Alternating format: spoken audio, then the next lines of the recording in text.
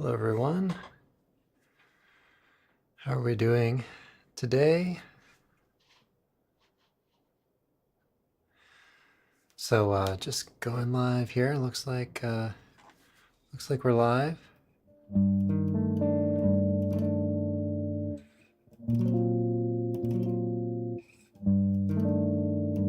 Today I thought I'd talk a little bit about the blues and perhaps a little bit about pentatonic scales, and in particular dominant pentatonic type things. And one thing I've been thinking about recently, especially with respect to adults learning and improving on the instrument and developing some improvisational, I don't know if that's a word, improvisation type skills, is to take what you already are good at and what you already know and try to push the boundaries of that and move forward from there. I mean, I think we can do a lot to just, learn something entirely new, but it kind of does get us a little untethered from our regular perspectives on what we know well, what we can find. So I think pentatonics is kind of one of those areas for guitarists where we tend to maybe gravitate towards. So I think I'll talk today just a little bit about altering some of those pentatonics, or maybe also using modes of the pentatonics, and also an area where I think we can all strengthen our skills is to take one scale and be able to move a little bit over to another scale, and also to try to think of what's in common with those two. So I thought I might talk a little bit about that with respect to 2/5s, things like that. Jeffrey, yes, good morning. How are you doing? Just got my new black version of the guitar and improvisation podcast mug, so I'm pretty excited about that.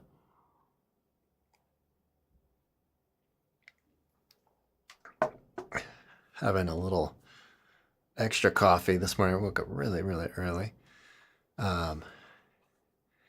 And Eduardo, thanks for joining. Oh, you are most welcome. Appreciate you watching and joining here. Just released the Straight No Chaser video, which I had done a video a long ways back, but I did it over here.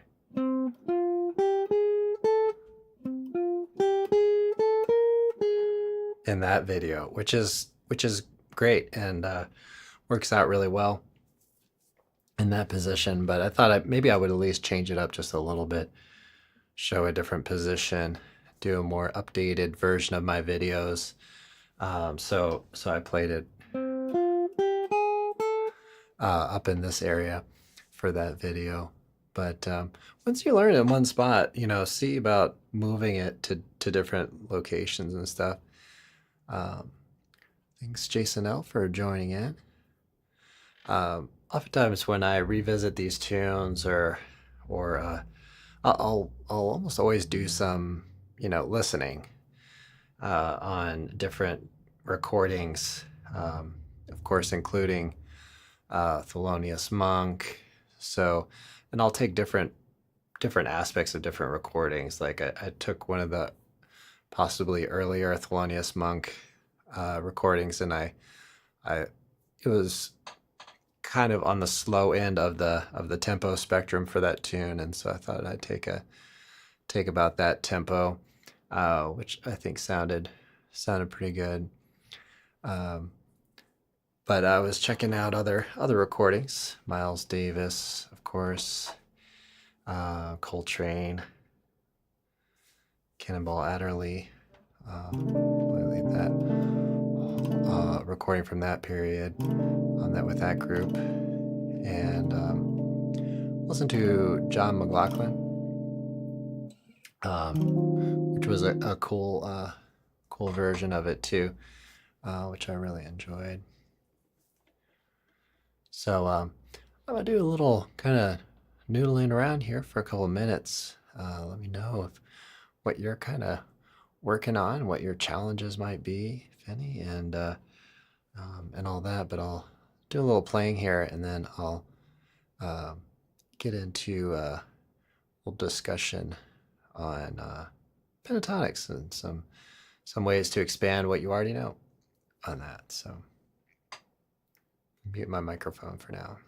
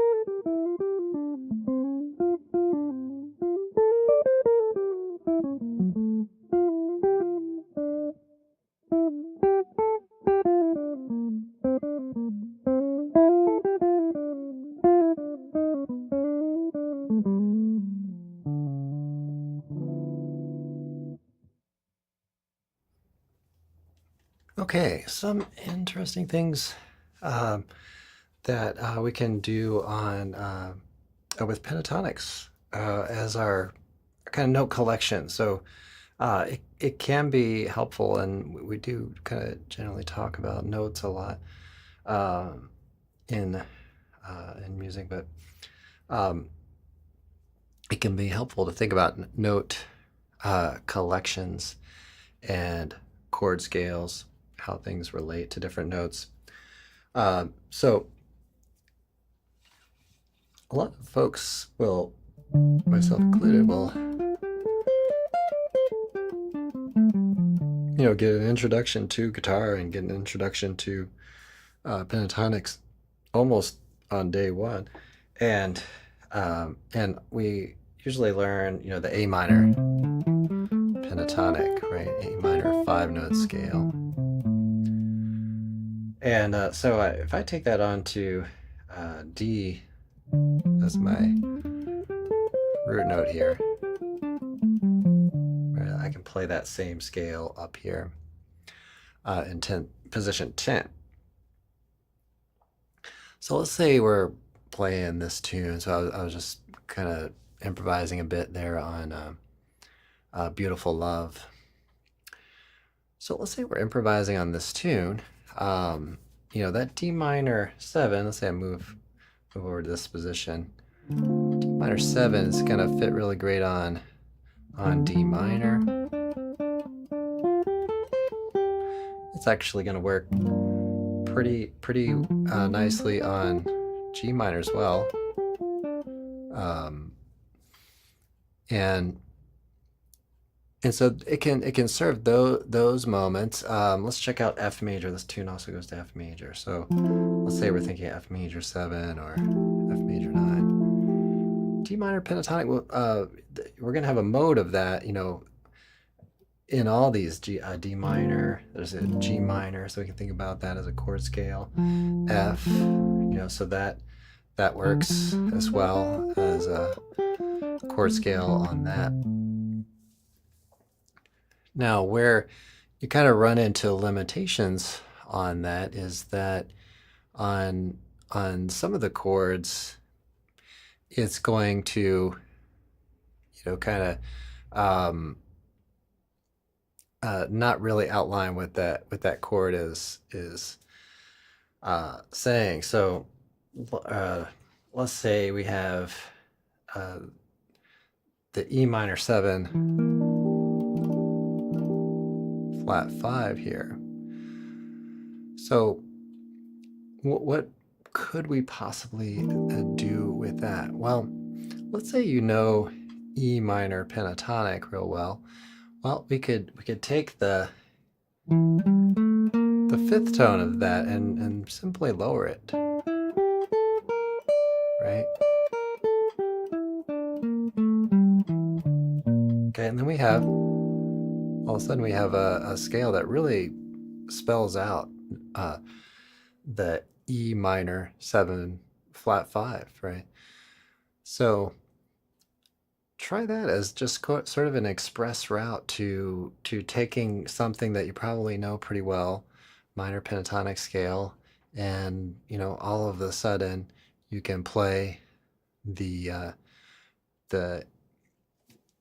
E minor 7 flat 5 and improvise over that pretty readily, right? So,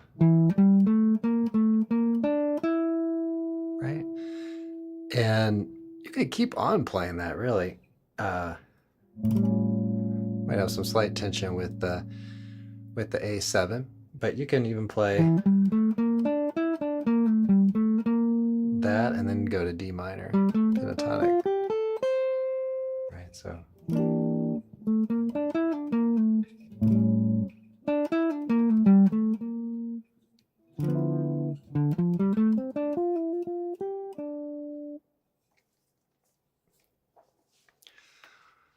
So that can be kind of a helpful little area to work on 2 5s that are just somewhat altered or somewhat different. Let me offer you another alternative to explore on this as well. What if we had a pentatonic scale like this? That would also fit pretty nicely on the E minor 7 flat 5.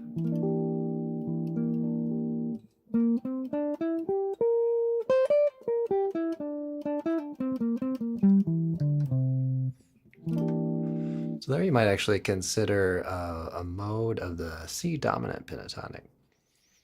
So let's check into that a little bit. And actually C7 does come up in the in this progression as well. So if you know minor pentatonic, and we could talk about A minor pentatonic. One mode of that is the C major pentatonic. So if you assign C as the root note and use the same note collection, then you're thinking in terms of a C chord of some kind. So if you aren't already, be sure to get familiar with the different modes of the pentatonic as well, or the different chord scale options on the pentatonic.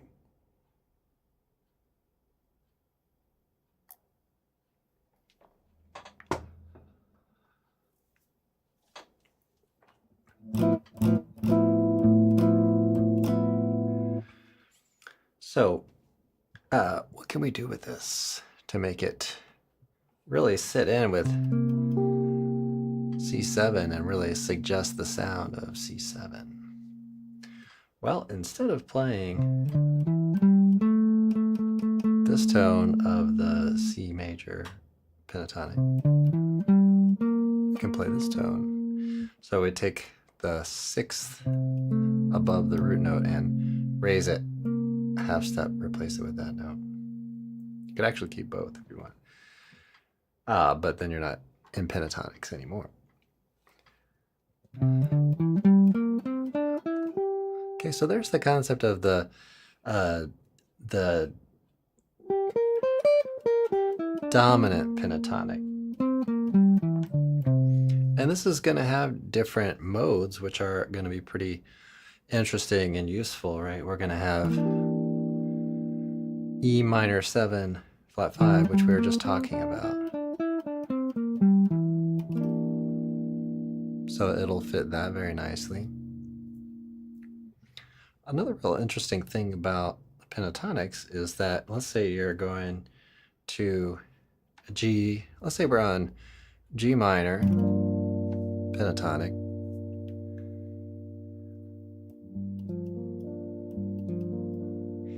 And so let's say we have G minor 7. So I'm just taking a little snippet of this tune. G minor 7 to C7, or C9 in this case, to F major 7. So that's a 2-5 progression.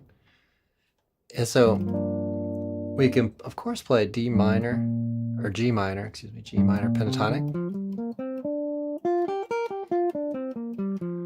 And then we can play that C dominant pentatonic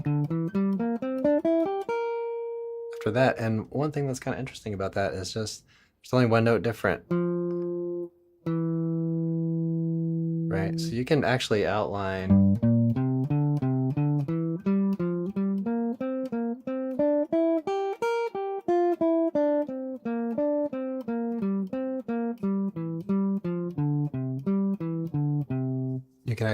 the 2-5 by going back and forth between G minor pentatonic and also that C dominant pentatonic.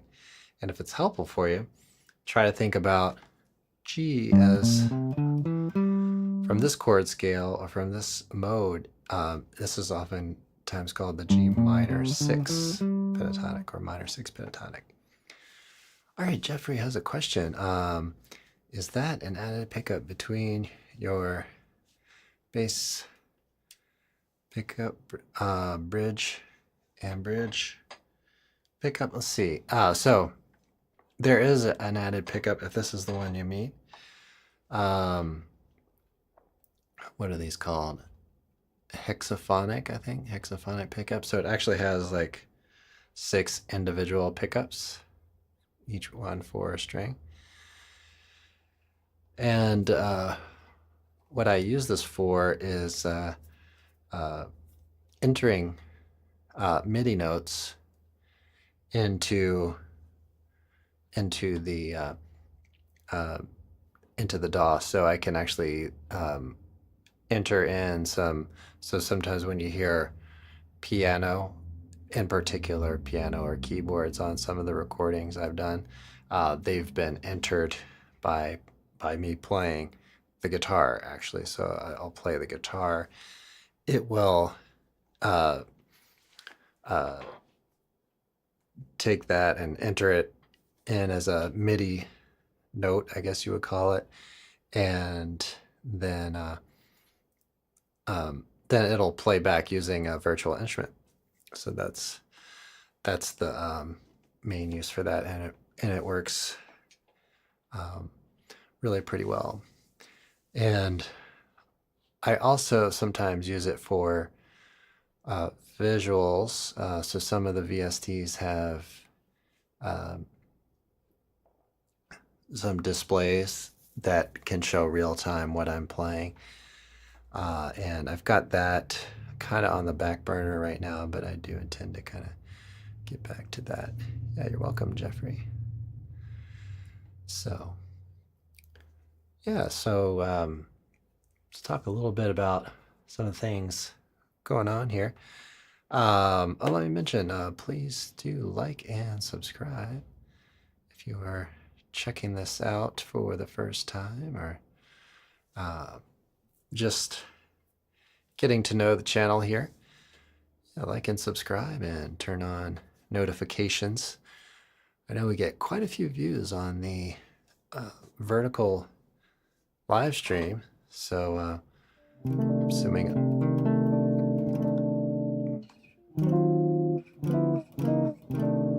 a percentage of those folks are probably kind of new. Just released the Straight No Chaser video.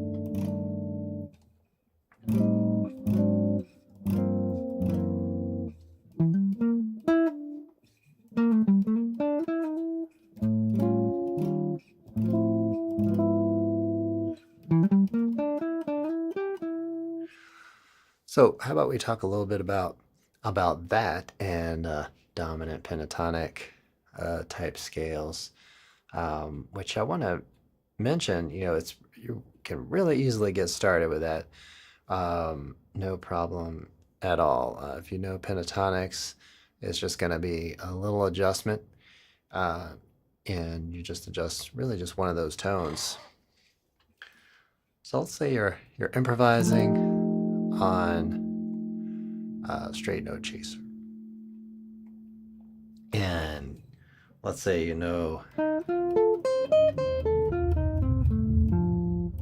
maybe know some arpeggios. Let's say some bebop scales and stuff like that, and you're thinking, all right, pentatonic scale, maybe play a chorus or two, or even just a few measures with a G minor pentatonic, playing minor against major. It's kind of part of that whole blues vocabulary. So doing that, but then you think, well, what about these chords? So where you might say, well, maybe we'll want a pentatonic move from one chord to the next. So let's say it was C or F9, and we think, well, maybe F major would be a good sound, which it is. So perfectly great to go for. I mean, if you have the chordal player playing F9 or F7, and you're playing F major pentatonic, that would be good. Same thing for B flat. You can play B flat major pentatonic. But now we can also play the dominant pentatonic.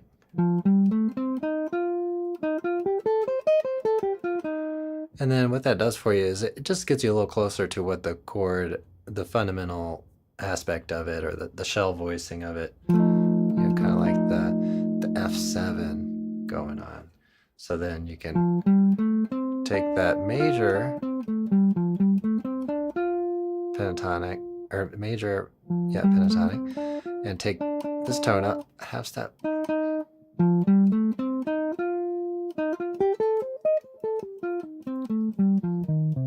And then if you haven't already done this, after you play with that for a little while, you'll get it, and you can really outline the changes doing that way.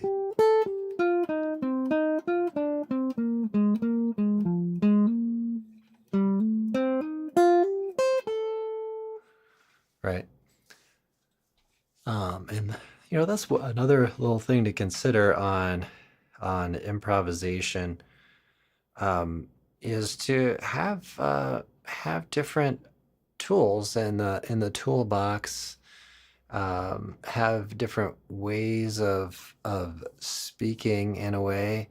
You can think about your day-to-day life and how you might talk to someone at an office, or talk to someone at a workplace, or talk to someone like after work, more casually, and our language changes depending on where we are and who we're talking to. what the context is.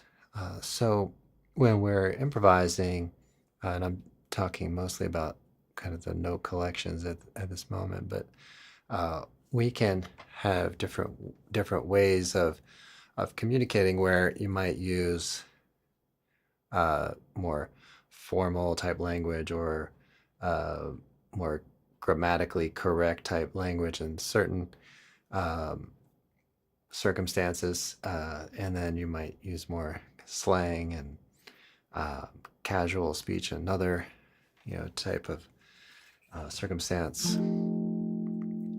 With changes, can be kind of like that. Like if you play that F minor pentatonic over everything, then that's sort of a manner of speaking and a thing to really definitely include.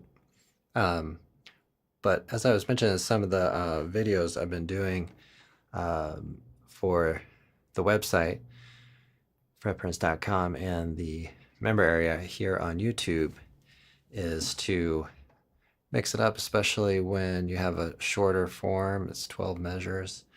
You may want to be able to use different things. So this dominant pentatonic can really come in handy here.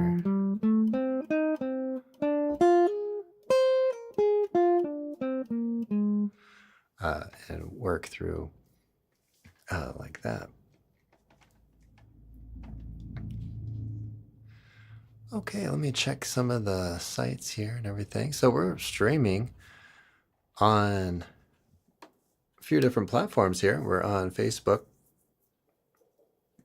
We're on Instagram, which I don't know what happens to that video after it's live, but I don't think it gets replayed.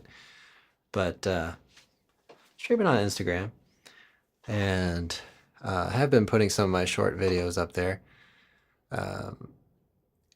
And let's see what else. We've got vertical and horizontal on YouTube, which is of course my kind of main outlet, my main platform, and all that. So I talked a little bit earlier this week about put a video out on spread triads. So I'm curious to know what everybody kind of thinks about that. I talked about the E spread triad and kind of moving that into different positions. I think I even went into some kind of in-between sort of positions here, like where you can spread the fingers as well as the triad itself. But that can help us in all sorts of different ways. It can really start to help you decode the fingerboard itself. It can open up your voicing options. I was checking out, it's funny, I was checking out, maybe it's not so coincidence, maybe it has to do with these algorithms, search algorithms and things, but I was seeing this Tim Lurch video talking about Ted Green chords in this V system, which I was checking out a little bit, but it seems to relate a bit to kind of these spread triads and things in different ways of voicing chords, so and I'm just kind of getting familiar with this whole terminology of the V system and all this, but if we were to apply that to the E major, right, you'd have this kind of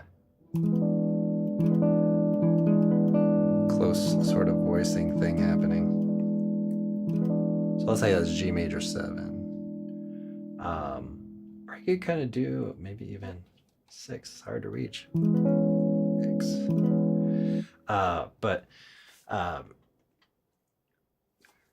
But taking that and so some of these kind of um, spread triads, you're going to kind of remove some of those tones to get it down to 3 maybe, and spread it out, right? So you get. But it's interesting to notice that you could take other elements, let's say from some of these chords, like let's say I had a D7 here, so E7. So you could take different elements from that and start incorporating that in various ways, right? Or that C sharp that I put. Let's see. Let's start with that one maybe. This might be a little easier to illustrate some chord options. So you could actually play, C sharp minor triad while playing in the context of E major or even E7. You can also move these things around. So let's say you have a couple of beats to play on a certain chord. You can create little motions inside of the chord and create different sounds like that, right? So you could have this.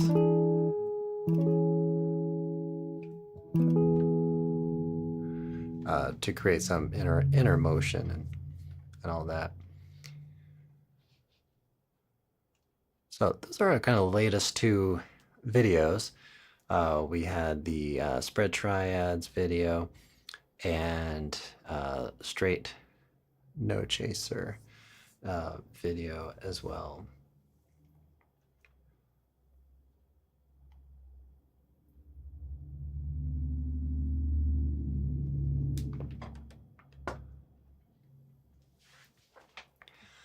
Okay, well, I'm going to do a little more playing here, noodle around a bit, and let me know if you have any questions or what you've been working on. I'll be around here for another 10 minutes or so, 10, 15 minutes. And if you haven't already seen this before, generally here on Sunday mornings, that may change around a little bit as baseball season starts. So I'm going to have to be a little flexible with this so I don't miss games. Not that I play, but just watching my son play.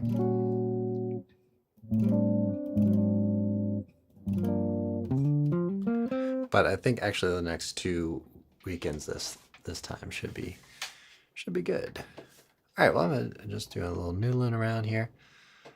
If you see or hear anything in what I'm doing that you're kind of interested in, I'll ask me about it, and I'll try to see if I can, explain maybe what I'm doing a little bit.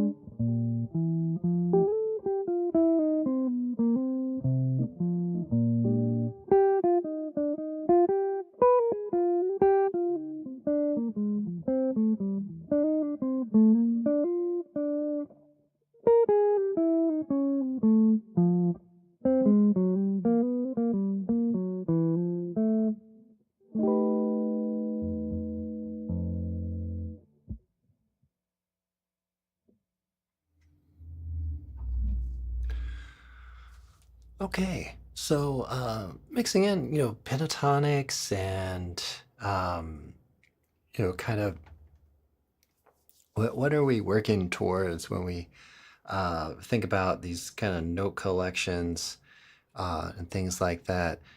Well, we want to have at our fingertips an awareness of what's available, note wise, and think about rhythms that you want to include and really attach a note to it, and try to work with your internal ear to kind of hum along with your lines and consider making more and more connections between chords and how they move from one to the next.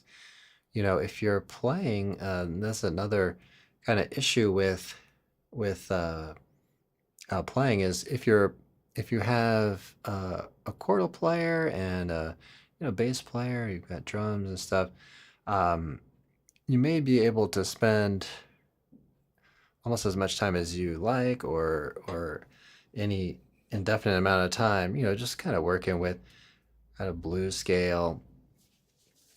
But if you play solo guitar, it's going to be um, that your listeners are going to miss what's going on harmonically, right? Unless you do a little bit to suggest what the some of the chord progressions are, and you can even build in additional chord progressions into things that you're already doing.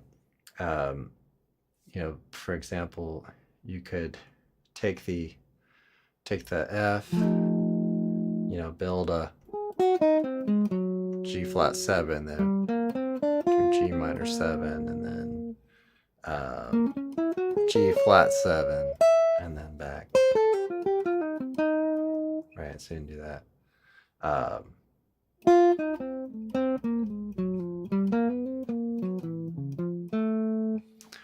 Right, and it's just really, it really kind of opens up like what kind of like I was saying earlier, what kind of language and how long your sentences can be in a sense, and what your statements can offer, like in a in a no words, like musical kind of way.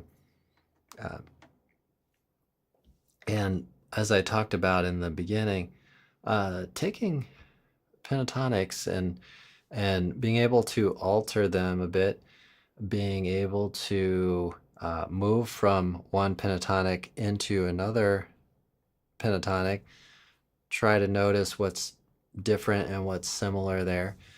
And then another kind of maybe level of that is to be able to take some contrast, to use a pentatonic that is close, but maybe it suggests some of the upper structure triads or something like that. Because all this is, you'll find, I think, as you explore all these triads and scales and all these things, they're all interconnected. So if, let's say, you're playing and you're wanting to end the tune, let's say a straight note chaser, and you're going to end on that. It's hard to get the fingers in here. End on a F7 sharp 11 here, which is pretty typical ending kind of chord. What kind of neat things can we do with that? Well, we could actually play G dominant pentatonic.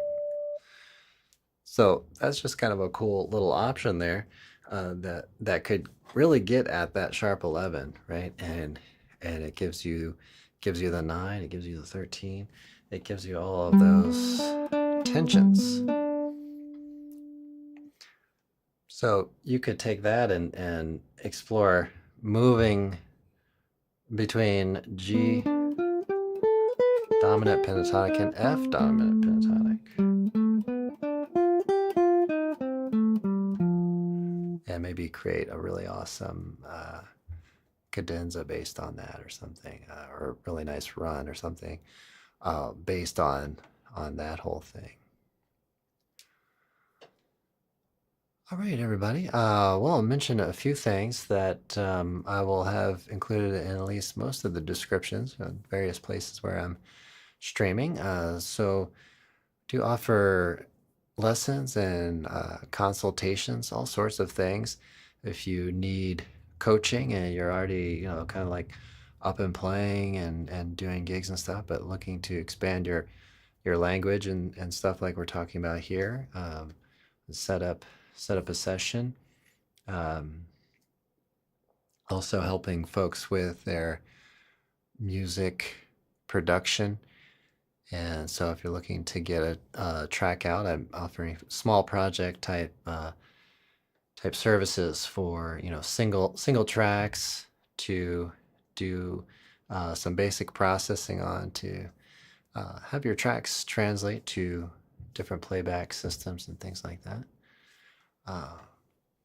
And also educational materials like fretprints.com, fretprints.com website.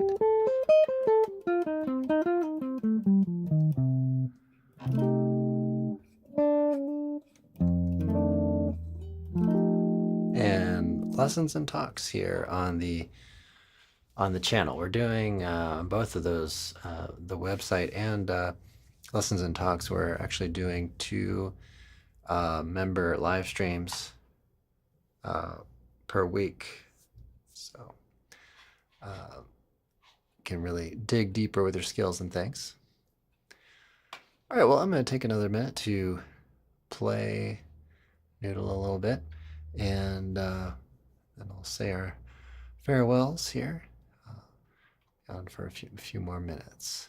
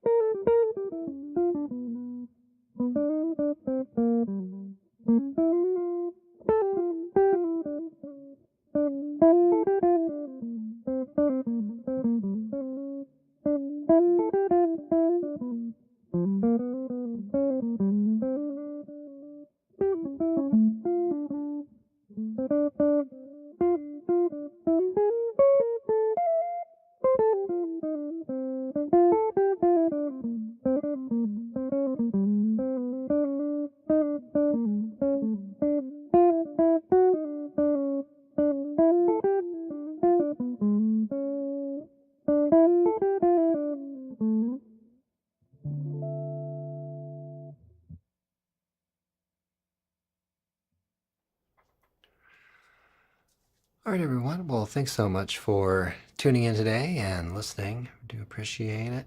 And I will see you all in the next one. Enjoy your practice sessions. Hopefully get something in. Kind of review or summarization of the topics today. Take what you know and expand from there. Don't get too frustrated with the sort of the enormity of jazz improvisation topics and skills.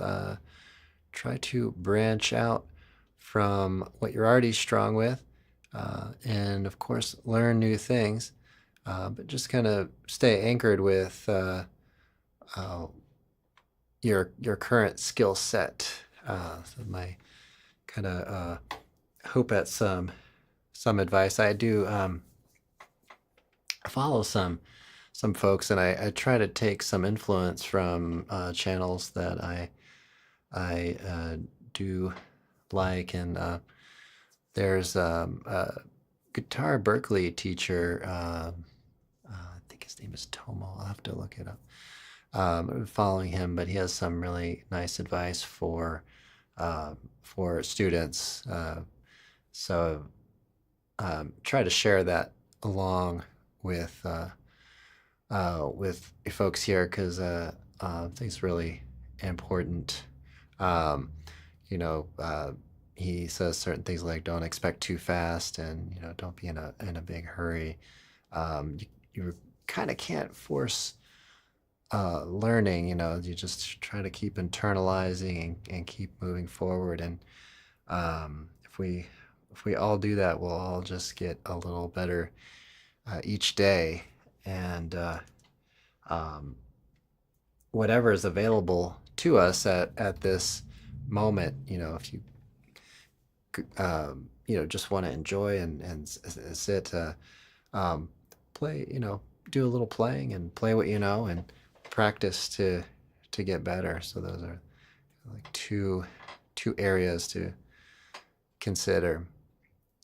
Yuna Yi says One Love Bob Marley. Absolutely. And so great for um, I really do. I am grateful for your chats and everything, and I will see you all in the next one.